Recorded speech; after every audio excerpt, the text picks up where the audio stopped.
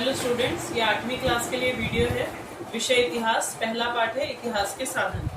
जैसा कि हम सब जानते हैं, मध्ययुगीन भारत के इतिहास के बारे में हमने काफी कुछ पढ़ा हुआ है, लेकिन वो हमने जो भी कुछ पढ़ा हुआ है वो हमें कहाँ से मिला है। हम तो मध्ययुगीन इतिहास में थे नहीं, तो उस समय की जो जानकारी है वो हमें कहाँ से मिली है। तो उसके लिए कुछ खास साधन है जिसे हम इतिहास के साधन कहते हैं।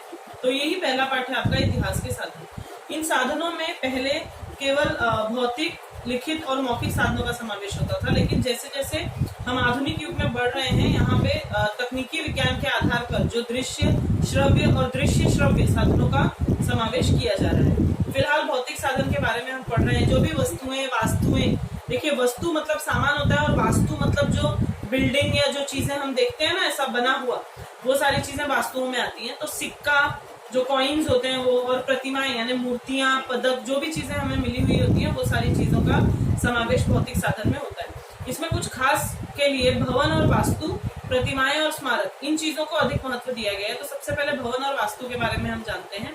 तो जैसा हम जानते हैं कि आधुनिक भारत का जो इतिहास है वो उसमें अंग्रेज जो सत्ताधीश थे, जो अंग्रेज थे यहाँ पर हमारे ऊपर राज करने वाले, और खास करके जो भारतीय रियासतदार थे, उन लोगों के कालखंड को बहुत महत्वपूर्ण माना जाता है। और उस समय में जो भी भवन, पुल, सड़क या प्याऊ यानी पानी के जो जगह बनाई गई थी, वो पानी के आने जाने के लिए, फव्वारे, ये सारी चीजों का जो निर्माण किया गया था, ये बहुत ज्यादा महत्वपूर्ण है। और इसके लिए जो अधिकारी थे, उन लोगों के जो कार्यालय थे, जो नेता, क्रांतिकारी, इन लोगों के जो आवास थे, किले थे, कारावास थे, इन सारी इमारतों का समावेश इसमें मिलता है। इसमें से कुछ चीजें जो उस समय की थी और अभी तक स्थापित है, उन्हें जो है राष्ट्रीय स्मारक के रूप में घोषित किया गया है, और कुछ चीजों का परावर्तन जो है संग्रहालय में कर दिया गया है। जैसे अंडमान की सेल्यूलर जेल है, उसका भी समावेश किया गया है इसमें। तो ऐसे बहुत सारे वास्तु थे, अलग अलग स्थानों पे हम लोगों को मिले, जिसके कारण हम लोगों को उस समय का जो इतिहास है, तत्कालीन इतिहास जिसे कहा जाता है, वो वहाँ के वास्तु, वहाँ के स्थापत्य, इन सारी चीजों के बारे में जानकारी मिलती है। जैसे कि अंडमान का जो सेल्यूलर जेल था, अगर हम वहां जाएंगे तो वहां पे हमें स्वतंत्र वीर सावरकर के बारे में जानकारी मिलती है। मुंबई के मणि भवन या वर्धा के सेवाग्राम आश्रम में जाएंगे तो गांधी जी के बारे में जानकारी मिलती है। तो इस तरह की कुछ खास जगह हैं। जैसे आगा खान नाम का एक पैलेस है, आगा खान पैलेस बोलते हैं उसे, राजमहल जैसा है, उसमें हम लोगों को गांधी स्मारक है वहाँ पे, जिसमें हमें गांधी जी के बारे में काफी जानकारियां मिलती है। उसके बाद दूसरा आधार जो है भौतिक साधन का, वो है प्रतिमाएं और स्मारक। प्रतिमा का अर्थ मूर्तियां होता है। जो भी उस समय के जो महान व्यक्ति थे, जो भी लोग उस समय बहुत ही प्रतिष्ठित माने जाते थे, उन लोगों की प्रतिमाएं बना दी गई, और उन प्रतिमाओं के नीचे पाटी पर उनके पूरा नाम, उनकी जन्म मृत्यु का उल्लेख, और उनके बारे में जो भी कार्य उन लोगों ने किए थे उसके बारे में छोटे से रूप में वहां की जानकारी वहां पर दी गई है। जैसे कि कई स्थानों पर हम लोगों को शहीद स्मारक देखने को मिलते हैं, ये उसी प्रकार का है। उसके बाद अगला है लिखित साधन। लिखित साधन में आप लोगों को बताया गया है कि कई चीजों का समावेश है, जैसे पत्राचार है, पत्रिकाएं हैं, विदेशी व्यक्तियों का लेखन है, समाचार पत्र हैं, चरित्र हैं, पुस्तकें हैं, आत्मचरित्र हैं, फैक्ट्री रिकॉर्ड्स हैं। देखो, चरित्र और आत्मचरित्र में क्या अंतर है। चरित्र वो होता है, जैसे हमने महात्मा गांधी के बारे में कुछ लिखा तो वो उनका चरित्र हुआ, उनकी जीवनी हुई, लेकिन जब वे स्वयं बैठकर अगर लिखते तो उसे आत्मचरित्र कहते हैं। तो इस तरह की पुस्तिकाओं का समावेश होता है। समाचार पत्र और पत्रिकाएं, ये इसका महत्वपूर्ण एक भाग है। तो समाचार पत्र जो है, उस समय की जो घटनाएं होंगी, जिस समय का समाचार पत्र है, उस समय की सभी घटनाओं का समावेश उसमें होता है। उस समय के लोगों की जो मत प्रक्रियाएं होती हैं, जो संपादक होते हैं, उन लोगों के जो विश्लेषण होते हैं, तो सारी चीजों का उसमें समावेश किया जाता है। उस जिस समय का समाचार पत्र होगा, उस समय के राजनीतिक, सामाजिक, आर्थिक और सांस्कृतिक गतिविधियों का समावेश उसमें होता है। स्वतंत्रता से पूर्व के समय में यदि हम देखेंगे तो ज्ञानोदय, ज्ञान प्रकाश, केसरी, दीनबंधु, अमृत बाजार जैसे कुछ समाचार पत्र जागरण के लिए महत्वपूर्ण साधन हुआ करते थे। अंग्रेजी शासन के बाद भी अगर हम देखें तो उस समय समाचार पत्रों का बहुत अधिक महत्व लोगों के जीवन में था, क्योंकि उस समय क्या हो रहा था, ये लोगों को जो जानकारी मिलती थी वो समाचार पत्र के वजह से ही मिलती थी। उसके अलावा जो मासिक पत्रिका, जिसे हम कहते हैं पीरियोडिकल्स कहते हैं जिसे अंग्रेजी में, तो विष्णु शास्त्री चिपळूणकर जो है, उन्होंने मासिक पत्रिका लिखी निबंधमाला। लोकहितवादी, जिनका दूसरा नाम गोपाल हरि देशमुख था, उन्होंने भी साप्ताहिक पत्रिका लिखी प्रभाकर नाम की। और शतपत्र द्वारा उन्होंने विभिन्न सामाजिक और सांस्कृतिक विषयों का भाष्य हम लोगों को बताया। आम्बेडकर जी के बारे में भी दिया गया है कि उन्होंने भी मूक नायक नाम की पाक्षिक पत्रिका, यानी 15 दिन में जो एक पत्रिका लिखी जाती है ना, महीने में केवल 2 पत्रिकाएं इस प्रकार की आती हैं, वो भी लिखी। उसके अलावा 1927 में बहिष्कृत भारत नाम की पत्रिका का भी प्रारंभ उन्होंने किया था।